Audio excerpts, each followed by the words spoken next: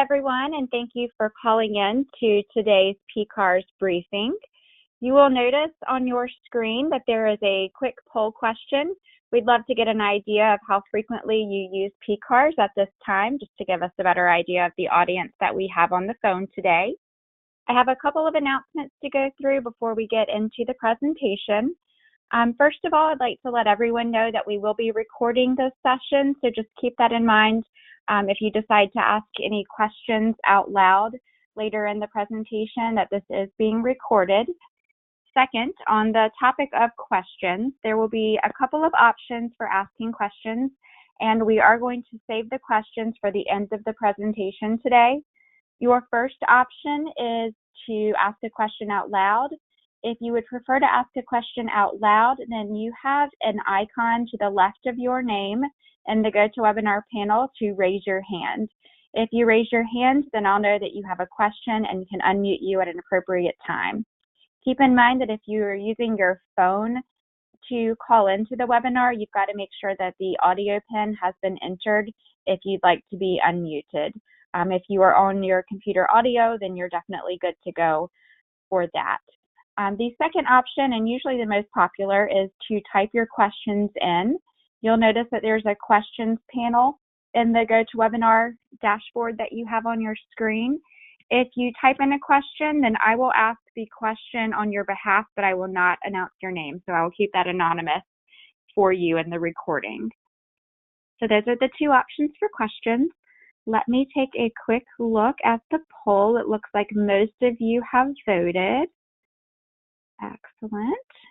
A good 95%. So let's take a look at the results of the poll, and then we'll jump into the presentation. So the question again was, describe the frequency in which you use PCARSS. We've got a really nice split across the board. So, you know, about a quarter of you use it all the time, and same for have never accessed PCARSS at all. So I think that's really great. And then we've got a little bit in between here and there for infrequent use, and then maybe more regular users as well. So thank you very much for responding to that. I think that's going to be very helpful for our presenters to have that information today. So at this time, you should be able to see the PCARSS overview slide on your screen. I am going to turn the presentation over to our two presenters and representatives from DCMA. We have Ms. Karen Yemnitz and Mike Kitchelinski. So Karen and Mike, I'm going to go ahead and turn it over to you. Great, thank you, Jessica. So this is Karen. I am a Plant Clearance Officer with DCMA and actually acting team lead at the moment as well. And then with me today to help with the presentation is Mike Kitchelinski, and he's a Plant Clearance Officer with DCMA. And combined, we have about 15 years experience. So hopefully we can address all the questions that you might have about PCARSS. We're in it all day, every day. So why we're here, you know, NPMA approached us about putting some information out there about PCARSS. There was a lot of demand to learn more information about the PCARSS software. So just kind of to start, I wanted to let everyone know that we really are just talking about the software today, and we're not going to talk a lot about the plant clearance process, although it will creep in as we talk about PCARSS, but we really are going to focus more on the software aspect of PCARSS today. And we are going to go pretty quickly through everything because we anticipate there'll probably be some specific questions. We want to leave everyone time to ask those. And real quick before I started as well, I wanted to put a quick plug in for Mike Kitchelinski is doing a presentation about PCARSS at NES this summer. So he'll get in a lot more in depth when he does his presentation last summer. So that being said, we're going to start off. Maybe, there we go. Okay, so the first slide is just the disclaimer slide that what we're talking about today isn't going to change or modify any contracts or statutes or regulations that are already out there. We're just presenting this as Mike and Karen telling you all about the PCARSS software. So what is PCARSS? It's the Plant Clearance Automated Reutilization and Screening System. And I went ahead and threw on this slide the DFARS clause that mandatory. So basically what PCARSS does is it is an automated version of the SF 1428 inventory schedule. So what it does is it automates the process for reporting property, screening it, requisitioning, and dispositioning property. So there are different roles within PCARSS. It allows screeners to search the database for available items, and these would be DOD screeners. It allows them to create requisitions, check status of requisitions. It is a way for the plant clearance officers to review and accept schedules of excess property and issue instructions to the contractors. And it's a way for contractors to report their excess property. So there's actually 7 different user roles in PCARSS: plant clearance officer, support plant clearance officer, contractor, screener, read-only screener, administrator, and actually quality assurance has a role in PCARSS as well. They can fill out a inventory verification within the PCARSS software. And so just to touch on quickly, when you are talking to your plant clearance officer, if you're a contractor, what they are seeing on PCARSS on their screen may be a little bit different than what you see on yours. So it's just something to keep in mind when you are trying to come to a consensus, you know, where do I click? Do I go here? Do I go there? Something to keep in mind that your screens may not be exactly the same depending on what user role you have. So how do you get access to PCARSS? It's done through EWAM. That is another e-tool platform. And if you need detailed instructions on registering for PCARSS, I didn't really want to put that in this presentation today, but contact your plant clearance officer, and they will be able to give you a step-by-step instruction on how to register for PCARSS. If you don't know who your PLCO is, contact your property administrator. If you don't know who your property administrator is, pretty much anyone within DCMA should be able to point you in the right direction to at least get you to your correct PLCO. Okay, so this is actually my home screen, which isn't, like I said, going to look necessarily like a contractor home screen. But what I'm going to walk through quickly as I can, is submitting or creating an inventory schedule. So there's a couple different ways to do that, and I'm going to go through the manual way. And when I do that, I'm going to talk about all the different fields that are required in PCARSS, some that aren't required, and how you go about submitting that inventory schedule. And then I'm going to turn it over to Mike, and he's going to talk about uploading a flat file. So if you only have a few items to report, or if it's your first time using PCARSS, I would suggest doing the create an inventory schedule method. It's really going to walk you through each field that you need to put in. If you have a whole bunch of items, uploading a flat file is definitely the easier way to go there. You're basically uploading an Excel spreadsheet that will automatically populate the PCARSS schedule for you. So under the tasks, you can see there's a link for create an inventory schedule. You would click on that, and it's going to bring you up to this screen. So the first thing it's going to ask you to enter is the prime cage, and then it's going to ask you for a reference number. So the reference number can really be anything that the contractor wants it to be. It's a way for you to keep track of what the property is that you're reporting. Something to just note that PCARSS is automatically going to tie those two fields together and separate it by a dash. So if you put in the prime cage, and then when you do your reference number, you replicate that prime cage again, it's going to appear twice on the schedule number. It's not a big deal. The schedule number really can be anything you want it to be, but just a heads up that PCARSS is going to do that, automatically tie those two fields together.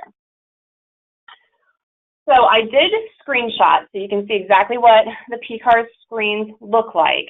But that being said, I had to kind of put it into different chunks. So what you're going to be seeing over the next several slides would be all on the same screen, and you would be scrolling down to see all of it. So this is kind of the first section that we're going to take a look at. And the first field is contract number, which is very important. The contract number in PCARSS is one of those things that once the case is established, we can't edit that. So if you come back in and say, oh, you know what, it was a different contract that it was applicable to, we have to close the case and start the whole process over again. So, you know, it's really important to make sure that that contract number is correct. PCARSS is one of the older e-tools, so at this time, it doesn't bounce that contract number off any other softwares. So it's not checking MoCast or anything like that. But the PLCO should manually be checking that. So they're looking at that contract number to see what section it's in, if we administer the contract, what contract type that is. So there will be a manual check of that contract number. Also, the other thing about the contract number field is that it has a minimum of 13 digits, which is the standard DOD contract, and you can go over for like a CLIN or delivery order. However, if you're reporting property on a contract that is less than 13 digits, like a NASA contract, PCARSS isn't going to let you submit it by just typing that contract number in. You're going to have to fill in the extra digits with X's. So I put an example on there for you. And then we'll go right down through. The next one would be contract type. It's a drop-down menu, pretty self-explanatory. Then it's going to ask for a first tier subcontract number, second tier, alternative schedule reference number, and product covered by. So the first two are pretty self-explanatory. Alternative schedule reference number is another way you could identify that schedule if you needed to for some reason. And I don't believe that those are required fields, but the product covered by is a mandatory field. That's a required field. In PCARSS, when you see a red asterisk, that is indicating that PCARSS is telling you something has to go into that field. So the product covered by is something we get asked about all the time, and that is supposed to be a 3 to 5 word description of what your contract is for. And really that's giving the plant clearance officer an idea of what kind of property they're looking at. You know, we deal with dozens of contracts from different contractors. You know, we may not know from a contract number exactly what that program is. So it gives us an idea of what kind of property that we are looking at. Okay, so, and then in the next field, it'll ask, does the reported property require transfer accountability to another contract? So the answer to that question is always going to be no, because that's no longer a function in PCARSS. And then you will leave the contract transfer number blank. So GFP attachments are now made in the GFP module, went live on April 2nd. If you have any questions about that, I put the website up there for the DOD Procurement Toolbox. They have tons of training out there. So now PCARSS is not used for transfer of accountability of property. Termination docket number, that's only populated if you're reporting property on a terminated contract, which you will know if you are. You will have a termination docket number that the TCO will provide to you. And if it is termination inventory, there's also a radial button that you'll have to mark yes. Automatically it populates with no, so you'll need to change it over to yes. And then there is a question if it's a scrap list or a final schedule. Those are yes or no radial buttons that populate automatically to no, but you could change to yes. Okay, so this is the next section then that you're going to look at. It has prime contractor detail, first tier and second tier as you go down. They're all pretty similar. The prime has a little bit more information, but what's going to happen is on the prime information, it's going to automatically populate that prime contractor information based upon that cage code that you typed in initially when you created the schedule or started to create the schedule. So that should automatically populate. The PLCO code, something we get asked about a lot as well, that is actually your PLCO's initials. So you can just contact them to find out what their PLCO code is. The authorizing official. Now this isn't the plant clearance officer, although our name gets put into there a lot.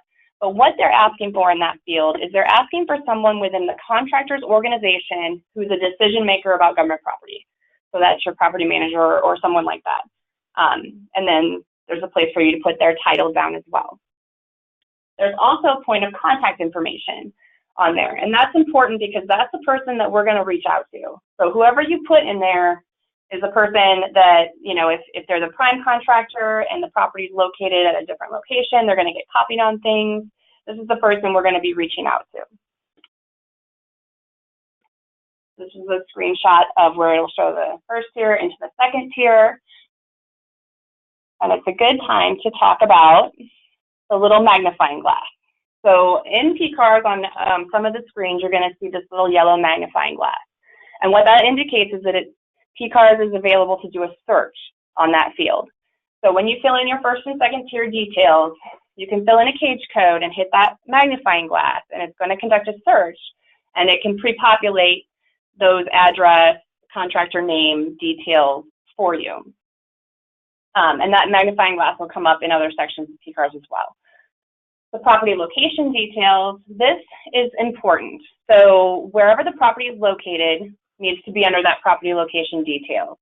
Let's say that you have property that is at the prime location, you're the prime contractor and the property is right there with you. So you would have your information under the prime contractor, but then you would actually replicate that same information under property location. If you have property that's located at a supplier or subcontractor, you would have the prime information, subcontractor information, and then those details for where the property is located gets replicated again under that property location detail. The reason this is important is the way that DCMA handles plant clearance is the plant clearance officers are located geographically, and we handle certain geographic areas of the country. So if property is, you're going to submit the schedule to your prime PLCO, but if that property is located outside of their geographic region that they cover, they're going to create a delegation and send that schedule over to the plant clearance officer who works that area of the country. So that property location details is going to route the schedule to the appropriate plant clearance officer. And then the point of contact information in the property location details is actually really important as well, because that's who we're dealing with. So just remember, whoever you put in that point of contact information is who we're going to be calling and talking to about the schedule. And then at the bottom, under the property location details, you can see there's a place for Contractor Remarks and PLCO Remarks. And I can talk a little bit about what goes in those fields. But once you've completed those fields, you can see at the bottom there's a button that says Save and Continue, and that's how you would move on to the next screen. So what type of information should go into Contractor Remarks? Anything that you have that might help the process along. So let's say you have contact information for someone at the program that you work with all the time that knows a lot about the property. Go ahead and put their information in there. If there's something specific about the property that's on the listing, so maybe something about the hard drives on the computer is an example. Any kind of information like that, you can type into that Contractor Remarks field. Anything that's going to help the process move along. And then what type of information goes into the PLCO remarks? Usually when you see any type of information in there, it's because a schedule was rejected back to you. So if for some reason you submit a schedule and there's something wrong, or there's not enough details or information, the plant clearance officer may reject that schedule back to you. When they do that, they are required to put something into that PLCO remarks field, telling you what went wrong or why it was being rejected. I would also say it's very good practice that you also should be contacting them by email or by phone if they're rejecting something to you, just so you have some more details than just what's in the PCARSS schedule. Okay, so once you've hit Save and Continue, it's going to let you start putting line items in. This is a screenshot, again, of just the top portion of the screen. And we'll go through the different units on here, but you can see that there's some of them that have that red asterisk, which means that those are required fields. Okay, so the item number is going to automatically populate 1, 2, 3, and so on. The description. It's important that the description is in nomenclature that a non-technical expert can understand. Avoid acronyms. DOD loves acronyms, but avoid putting in acronyms. These items are going to be screened, and we want to make sure that anyone looking at these item descriptions can tell what they're looking at. They can tell what it is. And then quantity. So self-explanatory, but it's a good time to bring up the fact that you can put items down. If you have 50 different screws that are all the same part number in MSN, you don't have to put those in 50 different times. You can put them in as one line item with a quantity of 50. The next field is the FSC, and this is a drop-down menu. And although it doesn't have a red asterisk by the FSC in PCARSS, it is a required field per the contract. So this is one we get into a lot. Just because an item isn't required to be put into the PCARSS software doesn't mean that it's not required by the terms and conditions of the contract. So PCARSS is just a software system. It can't require certain fields if there's a chance that that field could potentially not have any information in it. So it requires kind of the bare minimum field. However, according to the DFARS, the FSC is a mandatory field. So this is going to be a constant theme throughout this presentation, but the more information that you have, the better. Even if it's not a mandatory field, if you can fill it in, fill it in. NSN, okay, so the NSN and part number are both fields that are going to have that magnifying glass by it. If you type in an NSN and click on that yellow magnifying glass, PCARSS is going to communicate with a program called WebFlip. And that's a DLA run program. It's a database of all kinds of property. If they find that NSN in WebFlip, it's automatically going to populate PCARSS with the DMIL code, DMIL integrity code, hazardous material code, precious metal codes, etc. It's very helpful. If you have the NSN, provide the NSN. The manufacturer's part number will also have the ability to search against WebFlip. You don't have as much success with the manufacturer's part number as you do the NSN, but it does work and it can work. So make sure when you're typing in that NSN or part number, click on that yellow magnifying glass, and that's gonna start that search function with WebFlip and pre-populate that information. The source is a required field if it's government furnished or contractor required. Contractor ID, that is a field to allow you to input some kind of internal tracking for that item. So if you wanted to put warehouse B, shelf B, so you could figure out where the item was, that's your place to do that. Contractor offer, in the event that we do a sale on the property, that's where you could put a bid on it. That's not always, we don't always have sales on our property, but if we did, that's where you could put an offer in. Unit of measure is a drop-down field with every unit of measure you could imagine. You just choose the appropriate one for your item. The unit cost. Okay, so the cost per unit, you type in, and then the acquisition cost, PCARSS is automatically going to calculate using the unit cost multiplied by the quantity. And this is a good time to talk about that unit cost is not any kind of depreciated, estimated cost. It is the actual acquisition cost of the item. There is a radial box that you can click on that says you're providing an estimate. So if for whatever reason you have property that you found that you don't know the acquisition cost or unit cost, you could click that radial button to yes, and let the plant clearance officer know that you are providing an estimate. And then there's quite a few of the fields that come along next that aren't used a lot, and they aren't mandatory, and those are examples on here. Estimated scrap proceeds is not required. Most people don't usually put that in there. Replacement cost, same thing. GSA sale, exchange sale, reimbursement required. All of those fields are going to automatically populate to no. I would suggest if you do think that the property that you're inputting is a good candidate for an exchange sale or GSA sale or something like that, which is not our typical processes, that's something that you really should communicate to your plant clearance officer instead of just checking that radial button, yes. But they automatically populate to no, and typically they're left at no. Reimbursement fund code and NASA agency location code, again, two fields not required that aren't usually populated. Okay, so then the next section is going to be the DMIL code, hazardous material code, precious metal code. Those are all drop-down fields. And if you had an NSN or part number that was recognized in WebFlip, all that's going to already be filled out for you. You don't have to do anything.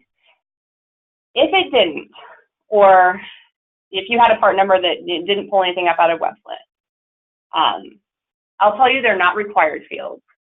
I think there's a little bit of debate among whether or not the contractor should be using those drop-downs to fill them out themselves or whether they shouldn't be. I'm just going to tell you Karen's preference, which I believe is Mike's as well, is that if the part number NSN did not pull up all of that information, the DMIL code, hazardous material code, etc., if that wasn't generated by a search of WebFlip, I prefer it be left blank. At the end of the day, the plant clearance officer is making decisions about what to do to that property and signing our name on a letter saying, here's what we want you to do. We kind of like to keep those decisions internal. So we see examples a lot of, something that may be commercial off the shelf, like a power supply, for example, oh, that's a DMIL A, that's a commercial off the shelf item. However, a lot of times they are DMIL B. So, so that being said, that's a personal preference. I think Mike's the same way. Did you have something to add on that? Yeah, when it comes to that, the main thing is the discussion with your plant clearance officer, because everybody has different relationships, professional with their plant clearance officers.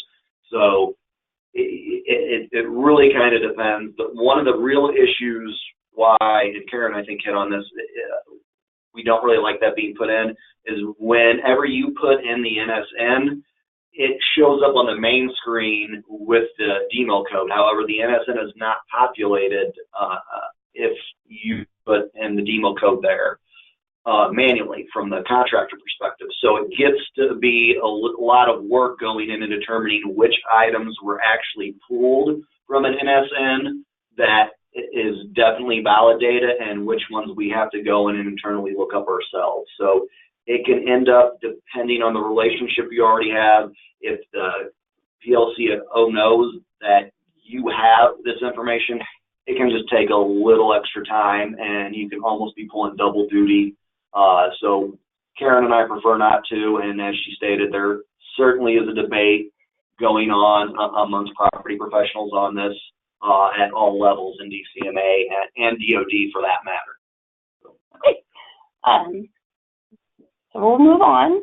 Okay, so this is kind of the bottom half of that screen. You can see where those drop downs are.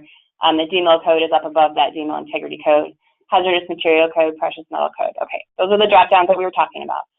Property class, that is a required field, and I'm going to kind of move on because I talk about these individually. The property class drop down, it will have in there special tooling, special test equipment, material, etc. You pick the appropriate property class.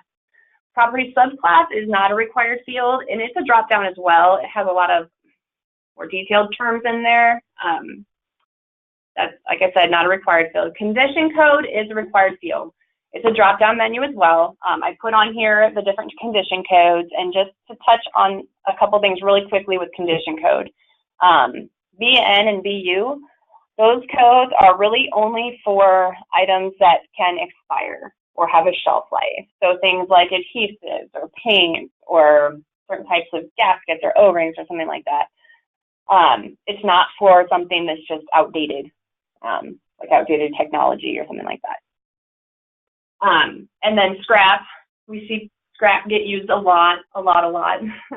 And, you know, I would just caution you to consider whether the item is actually scrap or if it would be more appropriately coded as FR, which means it's not usable, or HX, which means it's not serviceable and it doesn't make sense to repair it.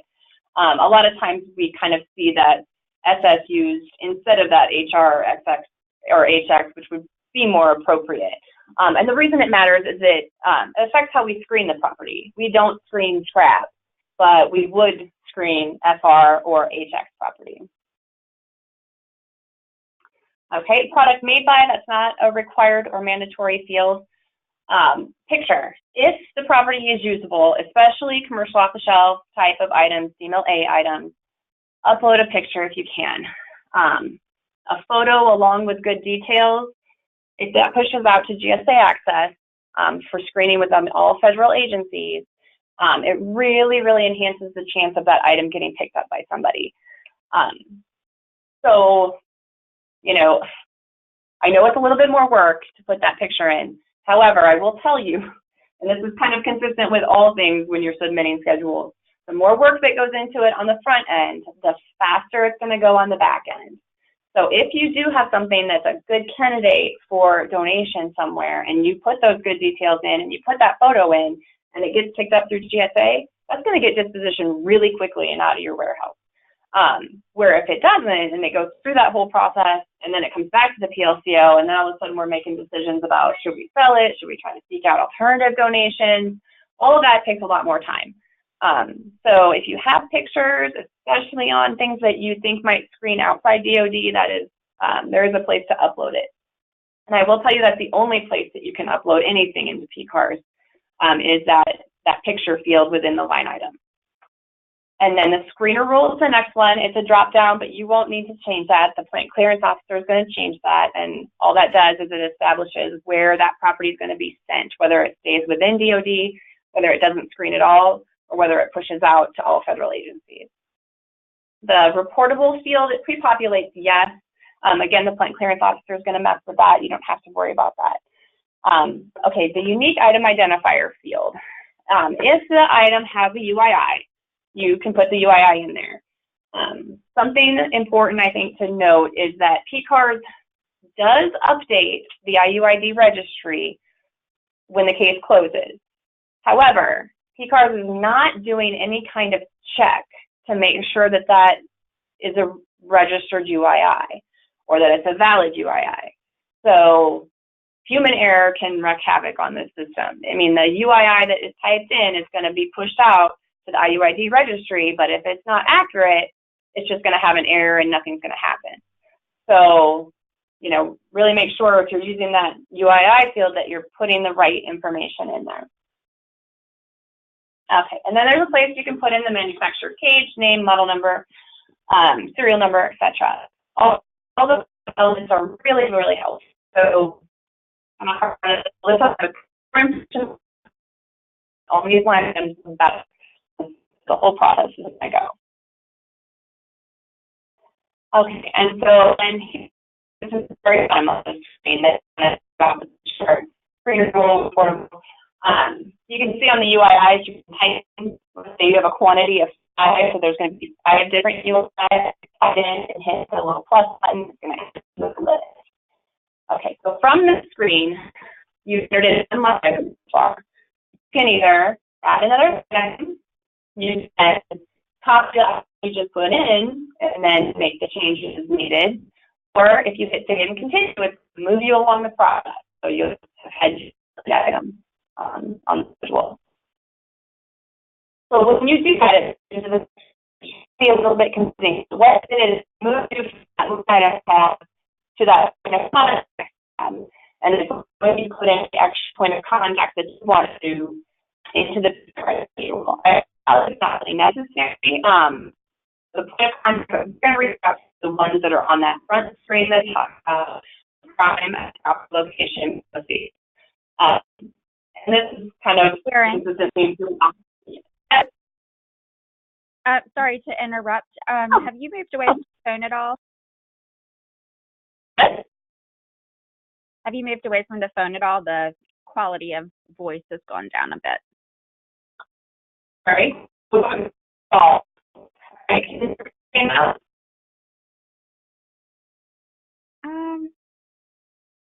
ahead and speak again. Okay, can you hear me okay?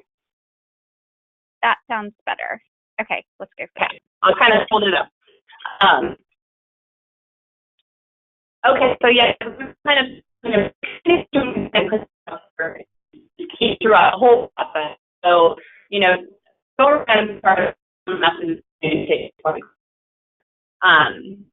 So we'll just hit it's going to take you to the point of contact, which is to what to if not, go ahead and click back on that tab that's items on it there. Hey, Karen, sorry. We'll try one more thing. Sorry, we'll try one more thing here. Can you on your panel switch to the computer audio button and let's see if that works better? Okay.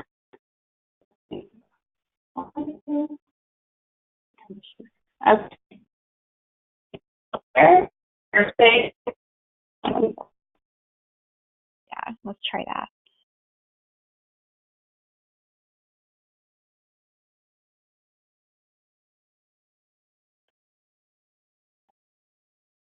Can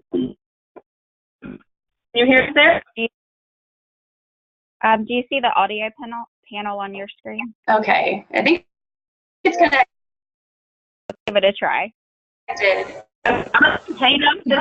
you hear us there? I can. So hang up your. Okay. Can you hear us there? Much better. Okay, great. Hello? Oh, great. Okay. Okay. So it's going to bring you back to this screen that is the basic inventory schedule information that you added at the very beginning, on the contract number, prime details, etc. But now you'll see at the very top, there's a button that you can click on that says Submit to PLCO. So that's what you're going to click on. And it's going to bring up another screen, and it's going to ask you to route it to the PLCO. So as I kind of touched on earlier, you're going to send the schedule to the Plant Clearance Officer for the prime contract. And that's where you would type in the email address for that person. Everything is routed via email. And then you click to continue. And when you click continue, your inventory schedule is officially submitted. And what that will do then is it will show up on the Plant Clearance Officer's home screen, and it'll show that they have a new schedule that needs their attention. So I'm going to show you a couple of quick things, and then I'm going to let Mike take over and talk about flat files. So these are kind of examples. So the top of your inventory schedule screen, where you have the contract number, prime details, etc. When you scroll all the way down, once you've entered in your line items, they're going to show up in a list like this. And so you can see on the ones where there was a part number or NSN did not generate DMIL codes, that's all blank.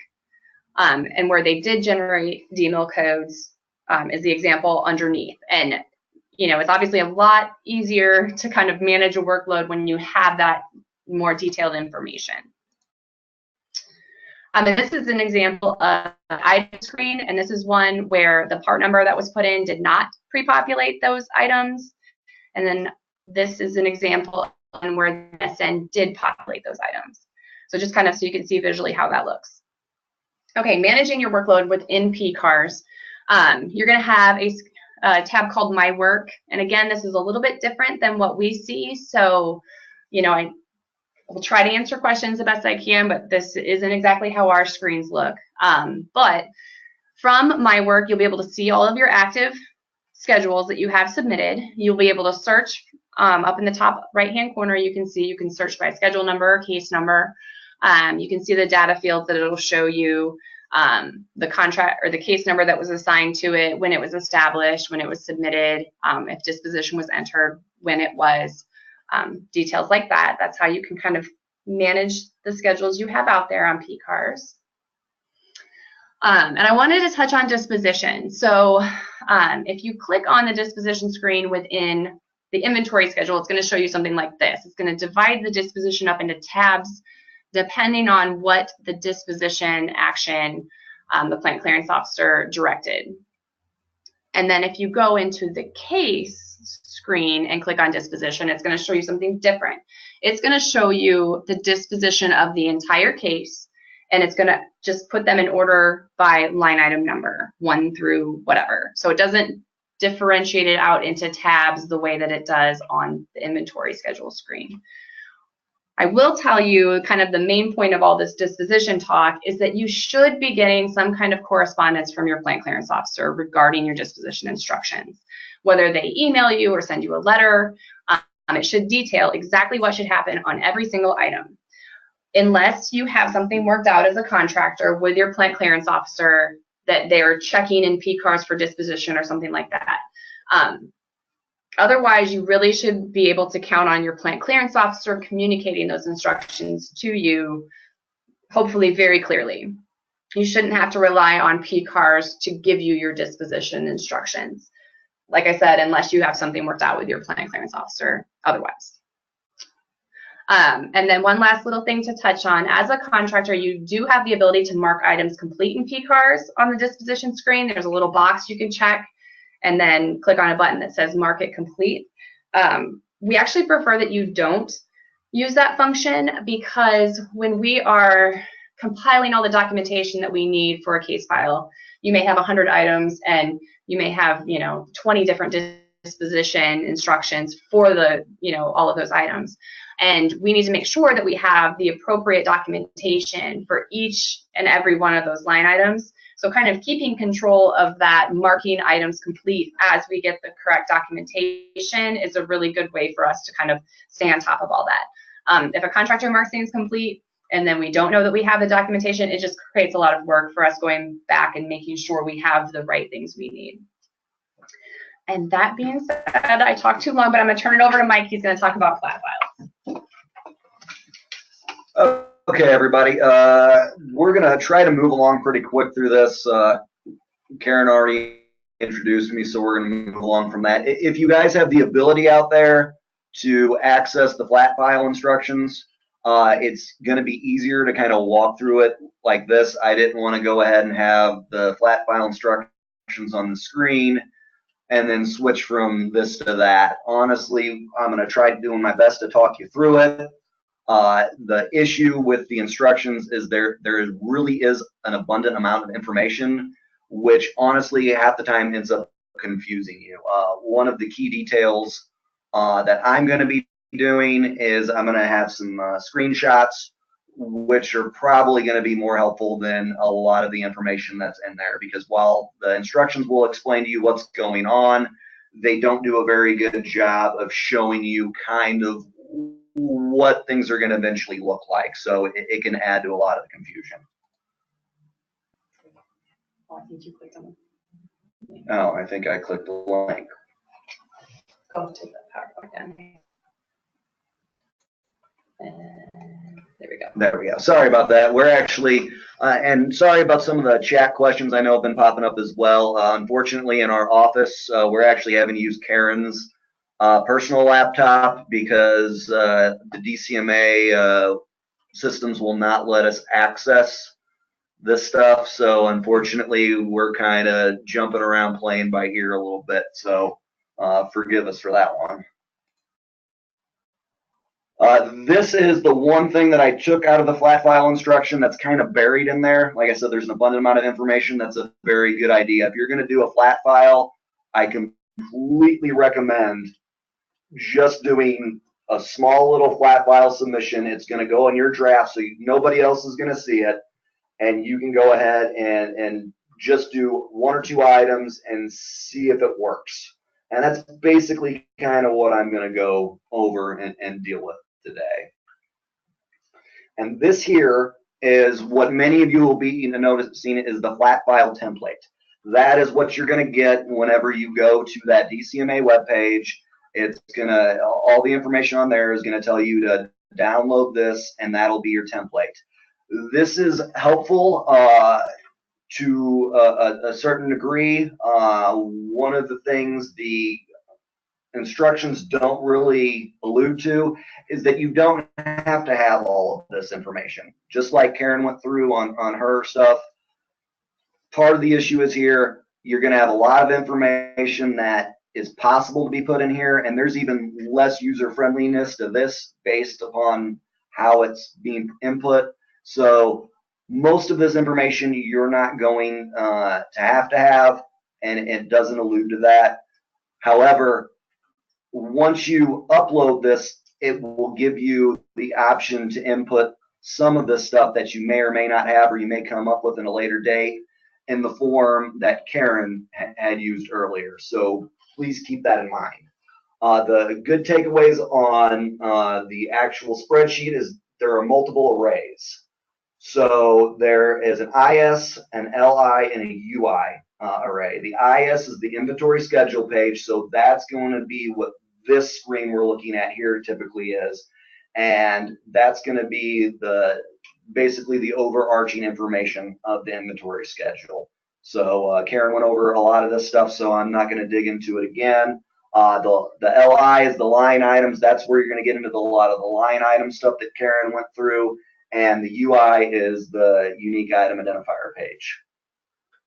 So one thing I want to hit on, and I'll probably hit on it later, but just in case I forget or it doesn't come up later, later on, and I'm going to be jumping straight into the text portion of this because this is really self-explanatory about what to fill out at this point and how to save it in a text file. But when you're going to save it in the text file, whatever screen is up, so if it's the IS array, the LI, or the UI array, that, I believe, it worked for me every time I did it, is going to be the screen that pops up with the text information on the actual text portion of the save.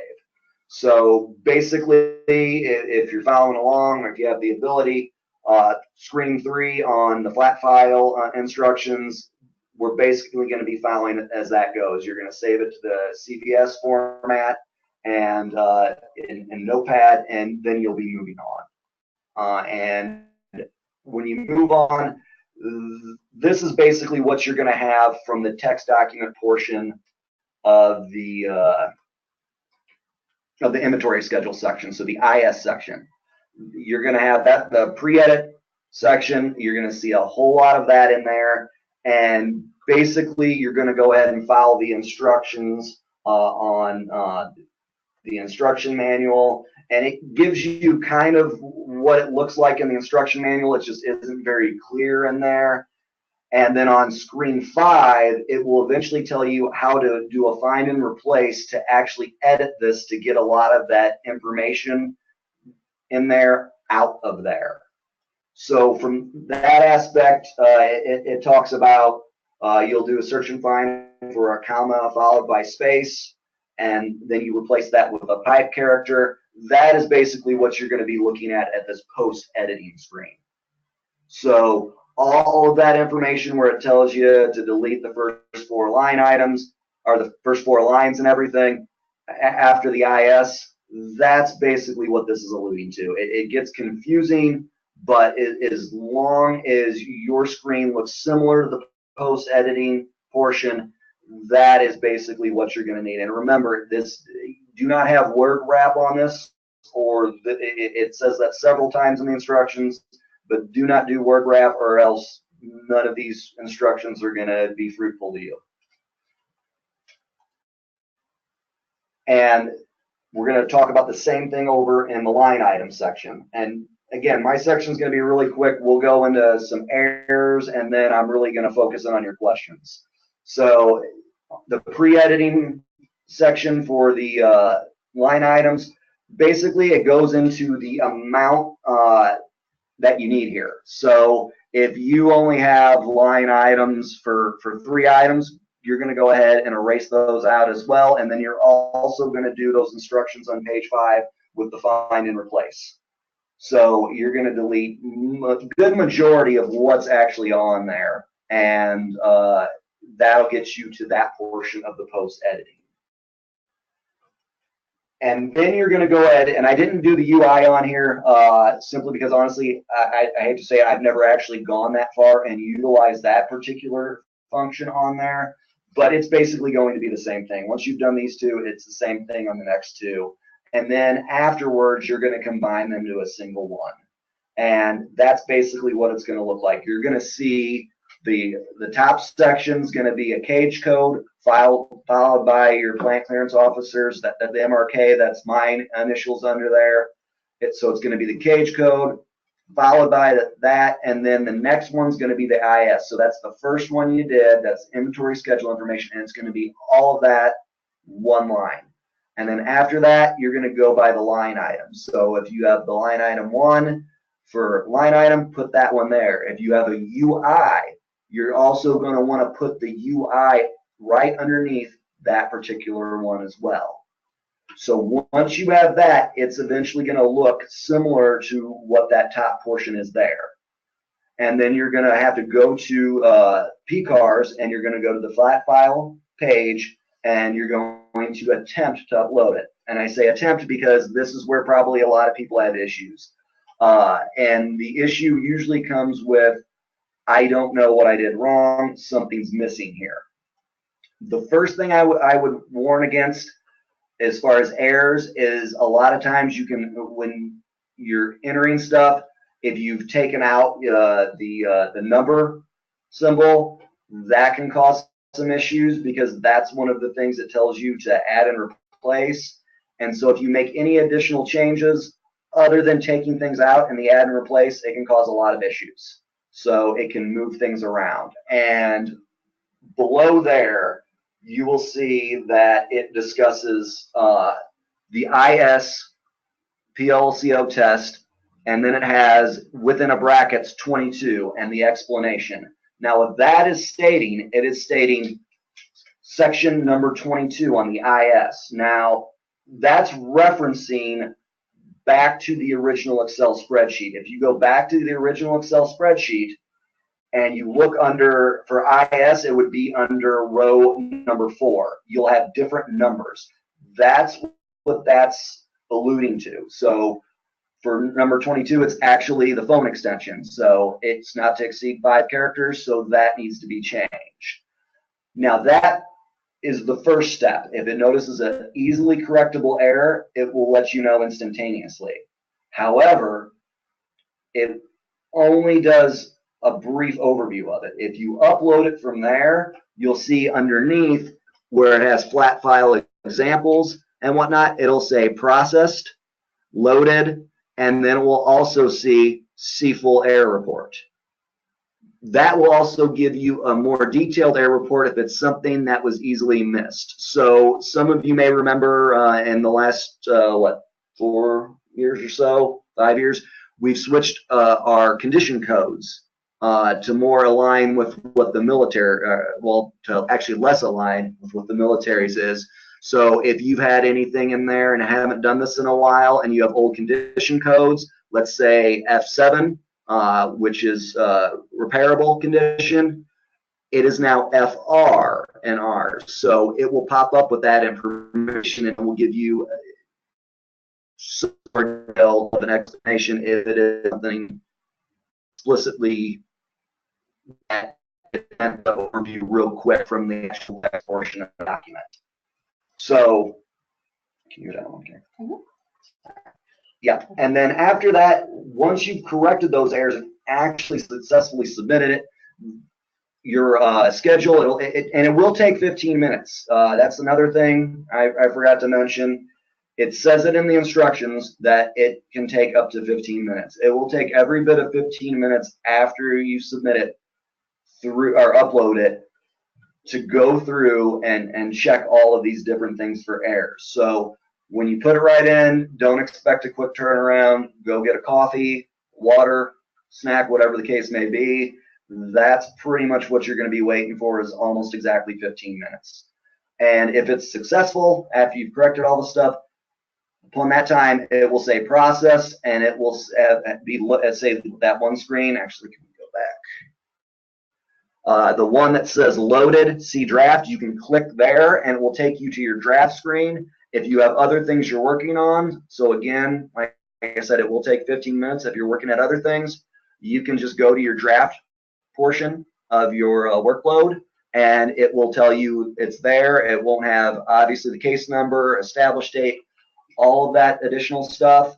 You can go back through and edit any more information you need. All of that information will be in there, and at that point it basically becomes exactly what Karen walked through. So I'm not going to go back through all of that stuff. I'm sure the questions are going to be more fruitful than anything I've had to say. So we're ready and willing to go ahead and take some questions. Sounds good. We have quite a few lined up here, so we'll do the best that we can. I'll start with our first typed in question. That is, my company has more than one government contract. Will there be just one PLCO for all my contracts or one for each? So your plant clearance officer is going to be based on more location than contract.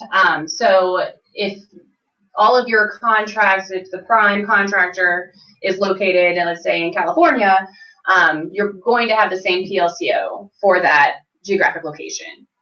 So hopefully that answers your question. And if you are a part of a prime and you've just gotten the position and you're at the prime and you're not used to that, what will happen, you will deal with a prime plant clearance officer, but if the property's at a subcontractor that's outside that particular geographic area, they may get referred the case, but you will always want to keep in touch with your prime plant clearance officer because they're the ones that are going to be ultimately responsible for helping you solve any problems, and they will communicate that with those cognizant PLCOs that are involved. Thank you. All right. A hand raised by Jill. Jill, I'm going to unmute you if you have a question. Jill?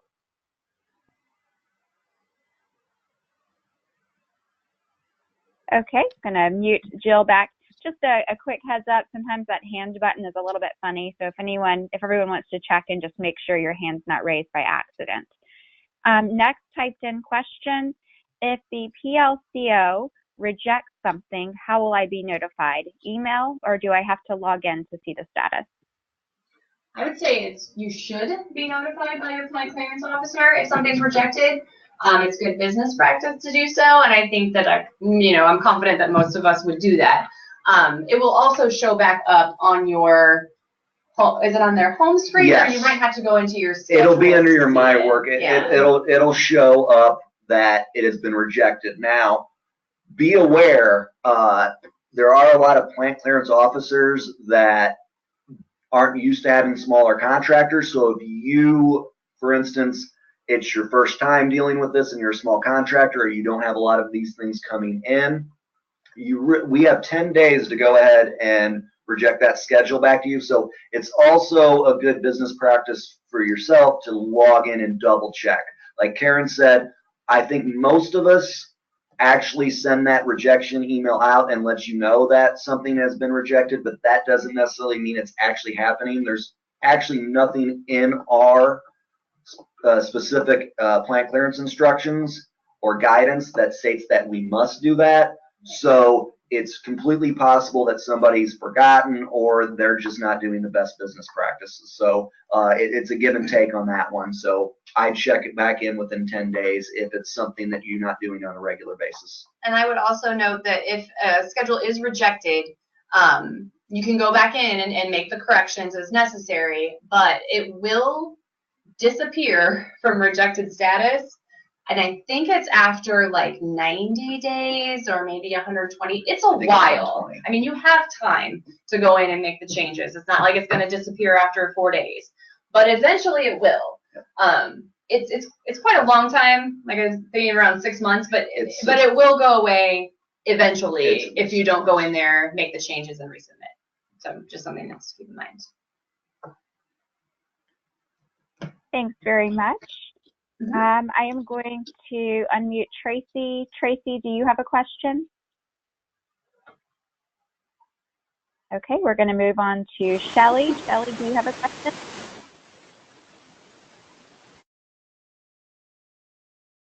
And Connie. Connie, do you have a question? All right, going back to the typed in question. Nobody wants to talk to us. I guess not.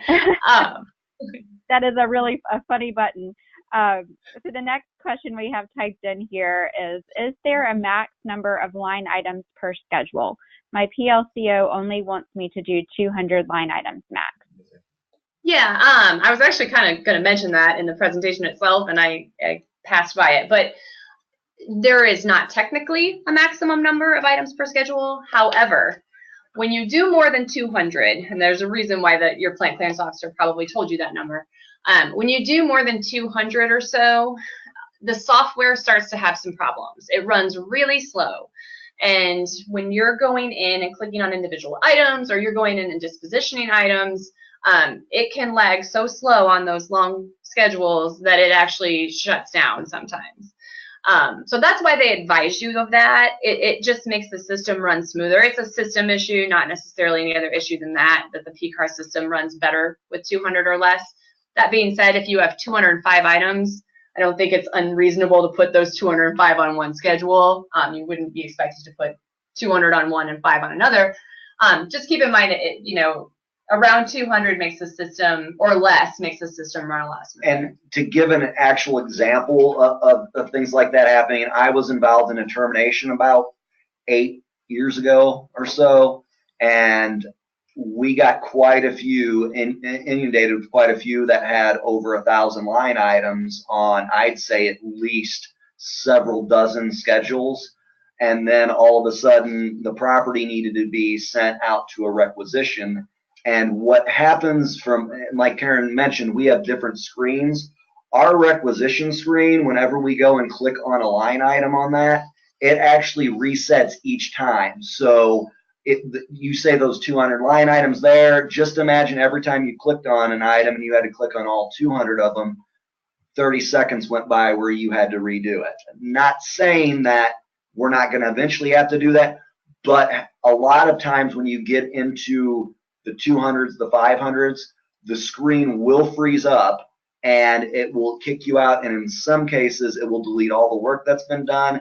In other cases, it will actually freeze the system up to the point that we actually have to get IT on the line in order to get them to make a manual adjustment, and that can take several weeks in order to get that done. So it's honestly not only a time saver for us, but a time saver for you as well.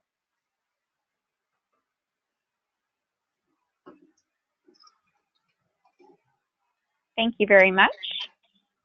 Next question we have here, when looking up items and web lists, frequently there are multiple NSN. How do we know which one to choose?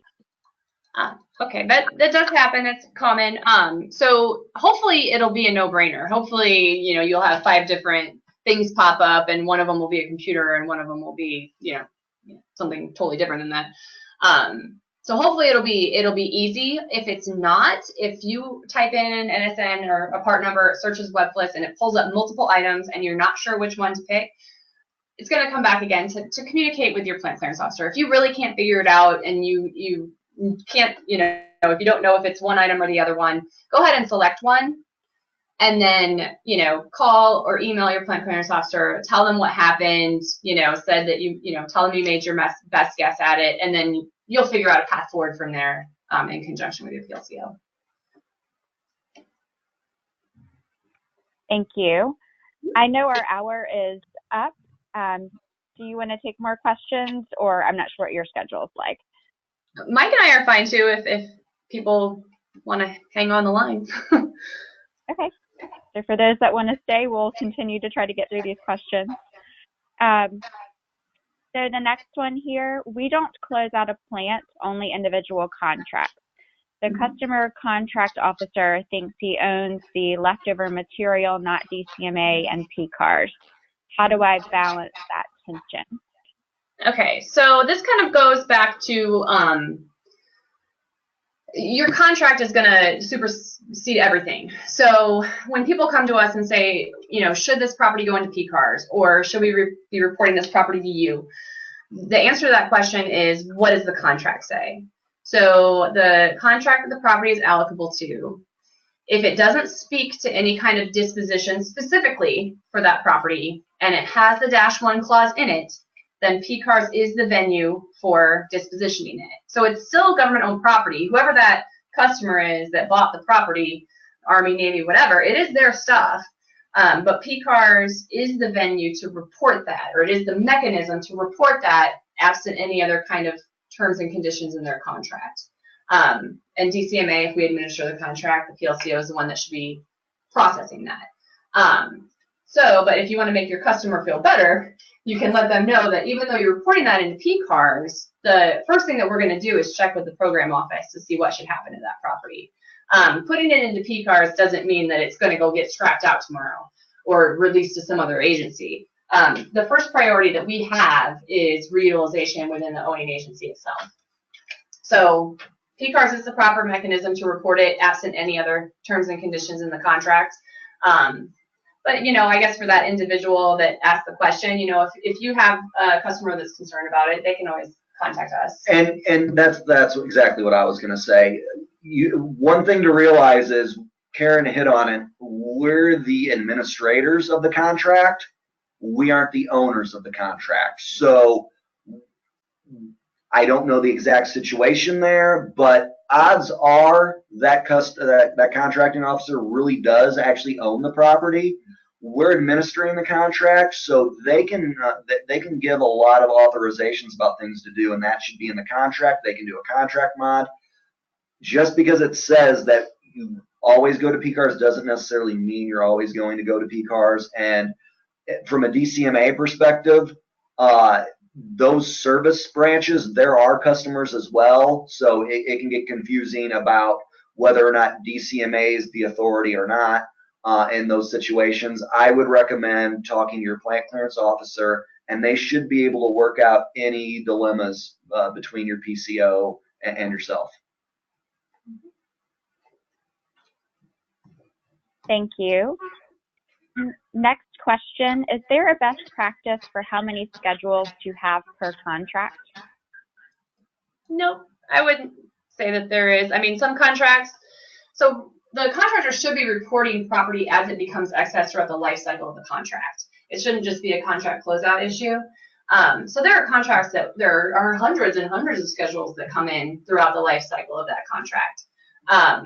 But no, I mean, when there's not really a best practice for how many different schedules of property there are. I mean, I would tell you that, you know, your plant clearance officer may request that you group things a certain way. So for example, if you're reporting energetics or explosives, it makes a lot of sense to put that on their own schedule, just because they tend to take a lot longer to get resolved than normal kind of material type property that's more easily dispositioned.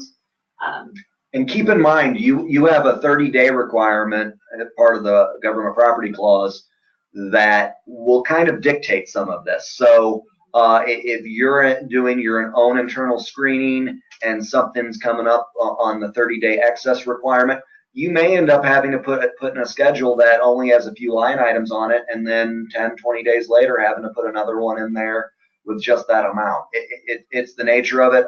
I've gotten in contract or schedules with one line item on them, and then a week later got another one with one more line item on it. It just kind of depends.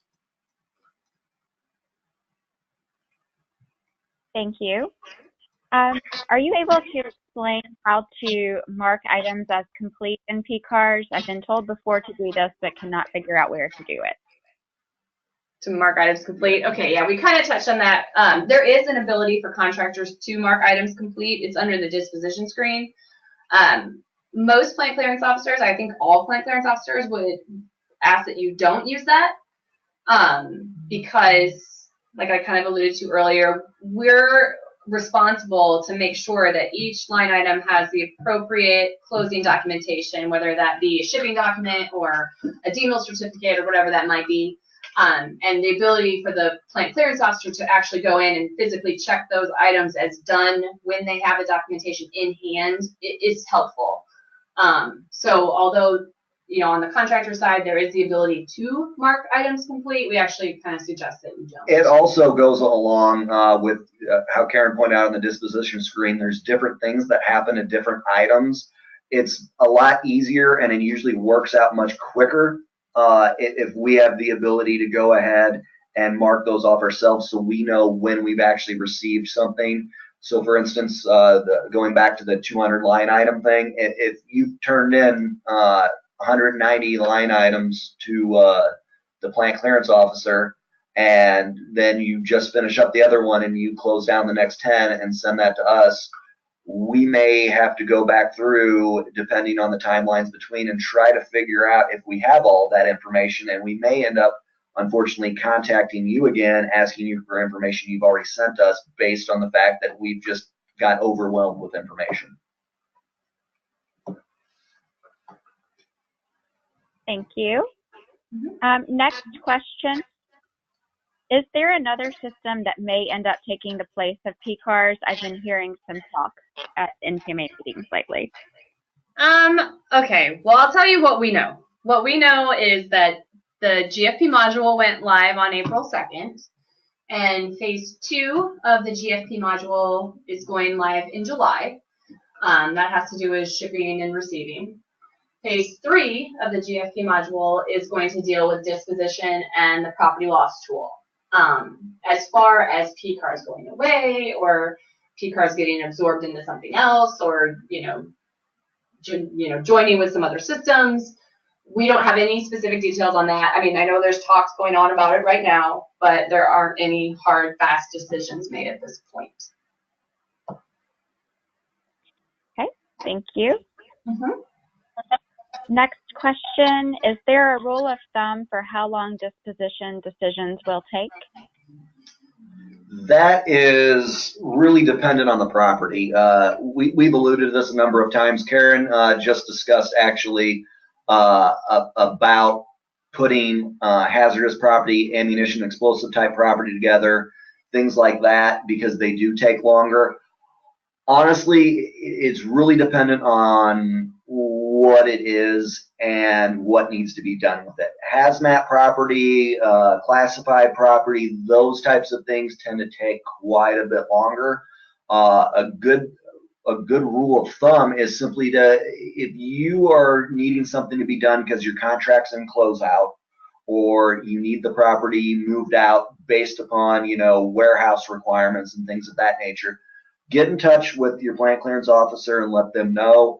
They can possibly expedite your case, that particular one, and get that moving. And they can also let you know if there are issues such as ammunition and explosive, to where they may even need your help. So ammunition and explosive, they may need additional information.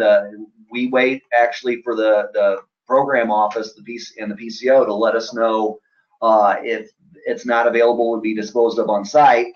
We wait for shipping information, and sometimes if they require a TAC, transportation accounting code, that means we're waiting for that, and sometimes a combined effort will go a long way in getting some of that expedited a little more. So there really is no rule of thumb. No, I mean, I think most people are familiar with the 120 days. So the FAR does state that if you don't have disposition within 120 days, that you may be entitled to an equitable adjustment for the cost of storage. That's the only hard, fast number that we really could give you. Yes, you should have received disposition by then. Right. Now, of course, there are times that goes over, like Mike said, when we're waiting on things, or, you know, funding needs to be decided for disposition of something that's special. But yeah, that 120 is really kind of the only hard, fast number there is out there for disposition timeline. Okay. Do I have to create a schedule or line item for acquired material that is 100% consumed in the execution of the contract? No. Nope. Yeah, you wouldn't have to do that regardless, because it's being consumed into something else. Now, if we're talking about, like, if you bought a sheet of titanium and you needed to cut it up, that's production scrap, and that is typically waived. So that's in the FAR, and it's typically waived by the plant clearance officers. And production scrap can include a whole bunch of things, not necessarily just scrap pieces like that. But if it's ultimately being consumed, then it's material, typically not. Okay. Can you add contract or classified contract information or property info to the PCARSS screen, or is there another process for that? We don't do any classified contracts in PCARSS. So no. So if it's a classified contract, property allocable to a classified contract, it should not go into PCARSS. There's actually a whole different set of property administrators and plant clearance officers that deal with classified contracts. However, there can be occasionally a classified item of property on a non-classified contract that could be submitted into PCARSS. And I don't know, Mike, you might want to add something. Yeah, well, any information that's public knowledge, so you're not going to want to go ahead and like Karen had said, that, you know, you can put pictures. If you got drawings that depict how a piece of confidential or secret property is put together and whatnot, you're not going to want to include that information. Anything that's confidential information like that, you're not going to want to put on. However, as you're all aware, WebFliss is typically a public system and has been in the past, and that information, such as the name of the piece of property, if that's not classified, that type of stuff is more than welcome to be put on a PCARSS. But as Karen said, we don't deal with the classified portions of the property. You should have people that are regularly working on that. There is 5220.22. That is the NISPOM. It's the National Industrial Security Programs Manual, Operations Manual. I would check into that. That's 5220.22. and that's the NISPOM. And again, that will give a lot of information about what needs to be done, not necessarily contractor specific, but it can give you a good start for some of your questions about tags and other things along that lines. Okay, next question. If PCARSS is moving to IRAP WAF, then will it be able to talk to the IUID registry at that point? I would guess so, yes. I mean, PCARSS does talk to the IUID registry for death notices, is what they call it. So anything leaving DOD, so scrapping, demilling, if it's sold or donated, that type of information is communicated to IUID right now. It's just when things are transferred within DOD, it's not captured from PCARSS to the IUID registry. But I honestly, I don't know, but I would guess that yes, if it moves into WAF, that there are going to be added capabilities like that. I think that's the end goal. Yeah. Ditto. Okay, I have a couple questions in here asking to repeat. How do you determine who your PLCO would be? Okay. So if you don't know who your PLCO is, then I would get in touch with your property administrator. And if you don't know who your property administrator is, then you could go to a contracting folks, an ACO, a CA, someone like that. Anyone within DCMA really should be able to get you pointed in the right direction. As far as routing cases and how that works, we touched on it a little bit, but the schedule is always going to be submitted to the PLCO for the prime contractor. Now, I know it can be a little bit confusing because sometimes we have suppliers or subcontractors that are the ones that are actually inputting the schedules, and so they may not know who the prime PLCO is. Just contact your own plant clearance officer. Really, anybody in the plant clearance group can get you pointed in the right direction of who it should be submitted to. Worst case scenario, Mike and I's information is on this PowerPoint. You can always contact one of us and we can help get you in the right direction. And the other thing, and real quick, is also remember there is a PCARSS tab on the DCMA homepage you can go to, and it will give you plant.clearance@dcma.mil. Worst case scenario, go to that. We have people that will go ahead and link you up with that information and provide it to you. But like Karen said, the easiest way is just grab somebody from DCMA, and if you already have regular recurring contact with them, and they can go ahead and probably find it more quickly than the email response will be. Okay. Many things I might need to disposition are prototypes or things we need to build, such as test equipment, etc. So they have no NSNs, and I have a hard time finding FSC codes. What's the best way to deal with this? So there is a thing called the H2 handbook. I don't know if you have that, but someone can send it to you. One of the plant clearance people can send it to you. Either your plant clearance officer or my guy could.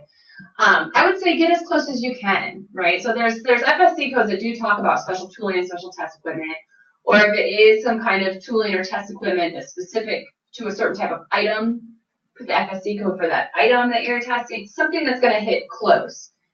And the reason that it's important is that if you are a screener in PCARSS, so the DOD entities have the ability to go into PCARSS and search for items. And they should be. They should be out there looking for things before they procure that for their contract.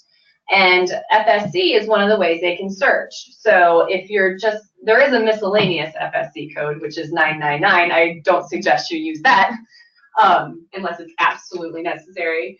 But they go out and they can search those codes and try to find property that they need. So that's why those FSCs are important. I would say do the best you can, get as close as you can. Exactly. The thing to remember, we're going to know less than what you know, especially if it's a prototype.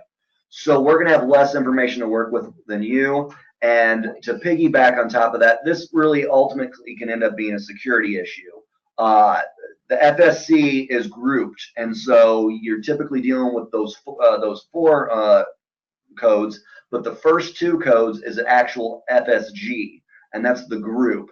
That actually can signal to us that this is in a special group that probably requires some sort of demilitarization action or some sort of security related issue. So that's helpful for us. And in many of those, for instance, if you're dealing with electronics, that's typically in group 59. 5999 is miscellaneous electronics. At least having the information that it's in the electronics group will give us a good piece of information. Another source, if it's something that you're working on an actual security program on, talk to your engineers. That H2 handbook, again, that'll help you really narrow things down. But you could also talk to your engineers and be like, what specifically is this? And as there is a security related concern here. And then you can move on from there. Thank you.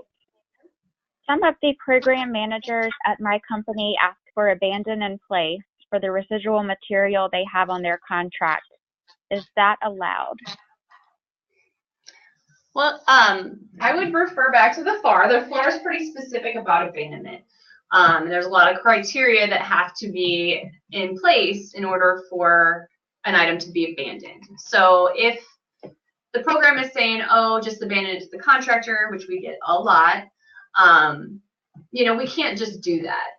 You know, there are certain restrictions on abandoning things, and the FAR is really specific about that. So, you know, the instructions for the government are in 45.6. Then 52.245-1 talks about abandonment as well. You know, it can't be hazardous, termination inventory, you know, it can't have any commercial or donation value to it.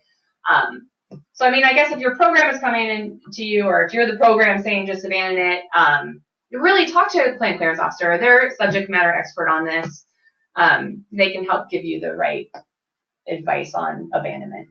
Yeah, trying to avoid stepping too much out of my lane here. When it really comes down to abandonment, like Karen said, plant clearance officers really have their hands tied on a lot of that. And if that's something the owning agency wants to do, they should really talk to the plant clearance officer about it and get a whole perspective, because while it may not, people like to toss the word illegal around, why it might not necessarily be illegal, there's a lot of different information we can provide to the service groups and even the contractor, warning them of potential pitfalls that may occur given some of those situations where we might not be able to, that they may be able to. So again, it goes back to communication.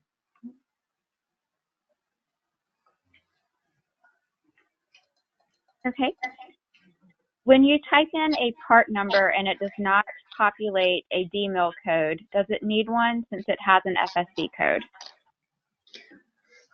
I would say don't put a DMIL code in if it does not automatically populate. And that's just Karen speaking, I'm not speaking on behalf of the plant clearance group when I say that. And Mike feels the same way. If the part number and NSN don't pull it up so that we know it's a DMIL code that's been checked by the DMIL program office, that it's, you know, a legitimate DMIL code, we don't necessarily want the contractors out there just, you know, taking their best guess at it. So I would say leave it blank. Yeah, I'd say that as well. I'll go a little bit into, I actually go into some of this in my NPMA thing, and I don't want to go too in depth in here because honestly, ask Karen, we could probably sit here for the next 20 minutes just discussing that. So that's a pretty well good answer for that. Okay. Previously, I have been instructed to request disposition instructions from the Corps. Is that wrong? Do we always need to submit our excess property through PCARSS first? Well, it depends. It can depend on the contract. The contract's ultimately going to tell you what to do. And if the contract specifically says to do that, you're going to want to follow that. And then if you're getting into research and development where you're dealing with grants and things of that nature, the grants, specifically the grants regulation, the Dodgers specifically, it doesn't even mention a plant clearance officer at all in it. So it's kind of dependent on your particular set of circumstances. Right. I always tell people my standard canned answer on whether property goes into PCARSS or whether you go to your contracting officer, is absent any other specific terms and conditions in the contract. If the contract has 52-245-1 and doesn't talk about disposition in any other way, then put it in PCARSS. You're safe to go that route to put it in PCARSS. Okay. Is PCARSS strictly for excess property during the life of the contract, or do we also use PCARSS in the contract closeout process? Yes, you use it for any time throughout the contract and during contract closeout. And please don't close your contracts until all the property's gone. I was just going to say, it's sometimes used even after the contract is closed out, but for Karen's completely correct. That's one of the main purposes of it. Great. What is the difference in material and scrap list in the property class field? So material M and scrap list SL. Scrap lists aren't really used anymore. Honestly, that's a term from probably, I'd say, almost a decade ago. I think, I'd say in about 2012, they finally got rid of any reference to it in the FAR and DFARS. They used to have a vague reference to it, and I think it even still had a definition in there at one point. But they honestly moved the scrap list out because, again, I had briefly mentioned production scrap.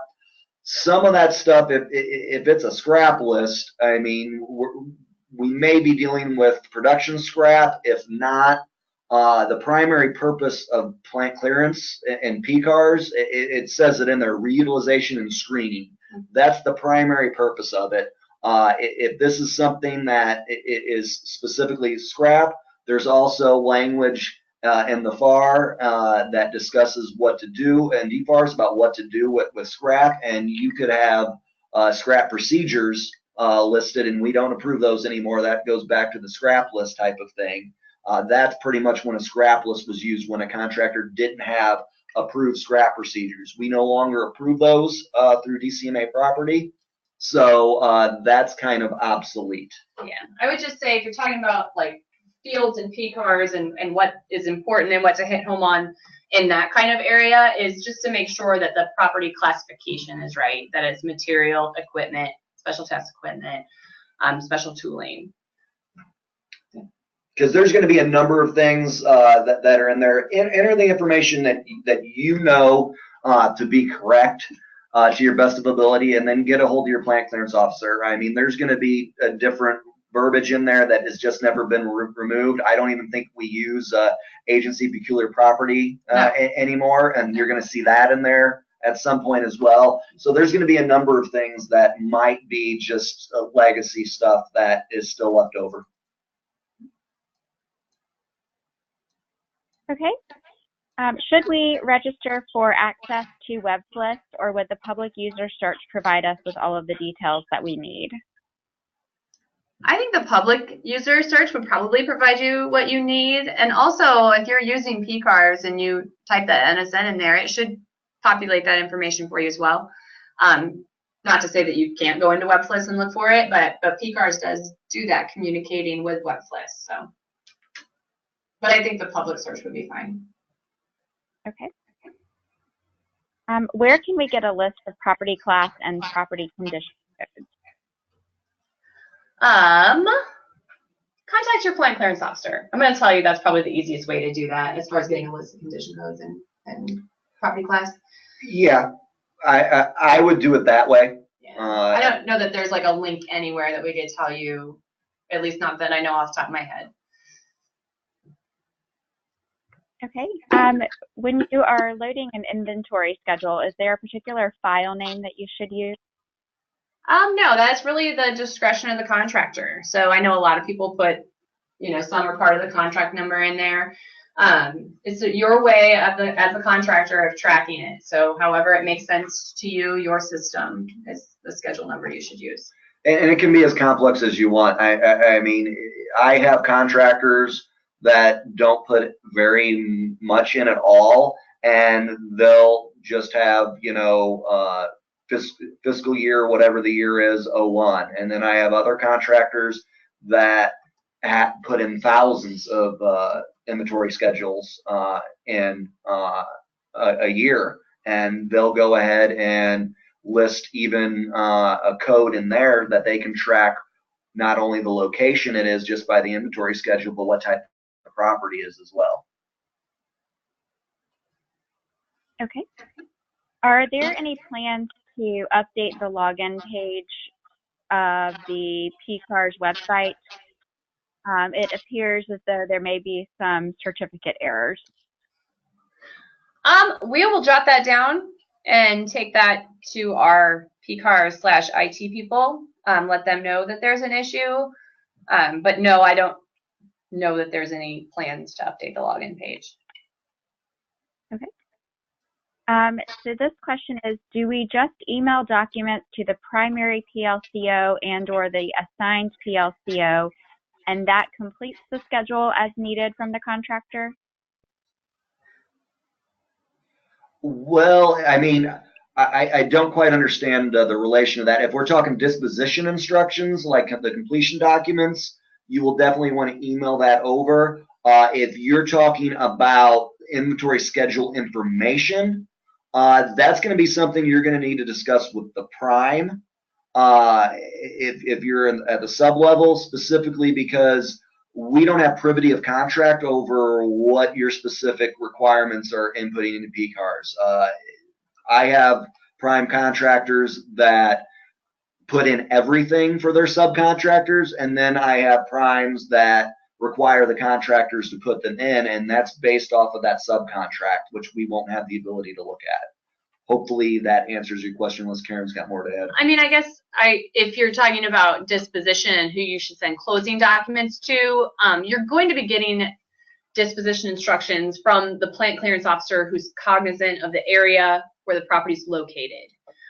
So, you know, if there's a contractor located in Illinois or St. Louis, Mike may be working with them to do their disposition, even if the prime is somewhere else. So those closing documentation would go to Mike. It never hurts to copy the prime PLCO on it. I mean, you're not hurting anything by doing both, but you know, whoever sends you the instructions is who you should send the completion documents to.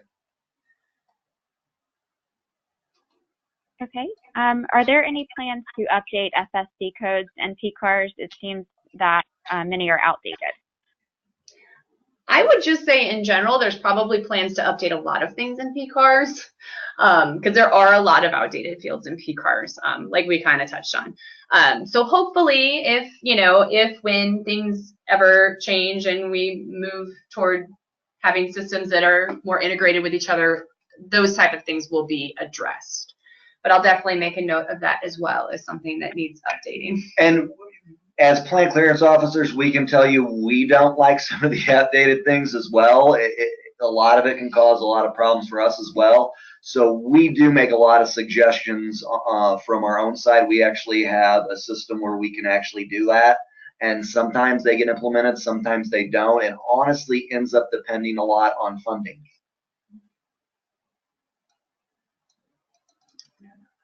Okay, what is the latest version of the H2 handbook? I honestly don't know that. I still use the version I got when I started 7 years ago. We can find out. Yeah, I use the version I've been using for years. Again, I just contact your plant clearance officer. They can probably help you track down the most recent information. And again, when it comes down to the FSCs, they haven't been updated in PCARSS for a while, so probably, unfortunately, the older the version, the better. So that's something I'd look at. And then if you're worried about inputting something incorrect, just double check and make sure that that FSC matches what you're intending to put in. I haven't heard of any issues that any of my contractors have been having with it, so I don't see that being an issue. But if you need a new H2 handbook, I'd probably look it up and send you one. Thank you. How often do you have to change your password? Oh. As a plant clearance officer, never. So as a contractor, I don't know the answer to that either. I'm gonna have to find out for you. I don't know if it's like you have to do it once a year or something, or if it's only There when you is change. a requirement. I can't remember exactly what it is, because that's not typically something that we have to address. But I know there is a requirement that you do have to change it. And somebody looked like they chimed in and said every 3 months. There you or go. 60 days. So one of those two. Awesome. We are on our last question. All right. How do you access the GFP module? Okay, so the GFP module is located in WAF. I will tell you that if you go to, there's a link on one of the earlier slides that I put up when we first started talking about contract transfer to the DOD Procurement Toolbox. If you go to that link, they have a ton of training out there that should be able to answer all your questions about the GFP module. But access is through WAF or WAF. Awesome. Thanks everyone for an extremely interactive discussion. That was great. Well, thank you guys for inviting us. Thank you so much for y'all taking all of this time to do this today. I think it was much appreciated, and I hope that everyone on the phone will be attending these presentations at NES as well. Sounds like there's a lot of need for more information on this topic. Everyone should have a copy of the slides. I did email those out a little bit before the presentation. Real quick, somebody said that they have property in St. Louis and asked if I'm their PLCO. It depends.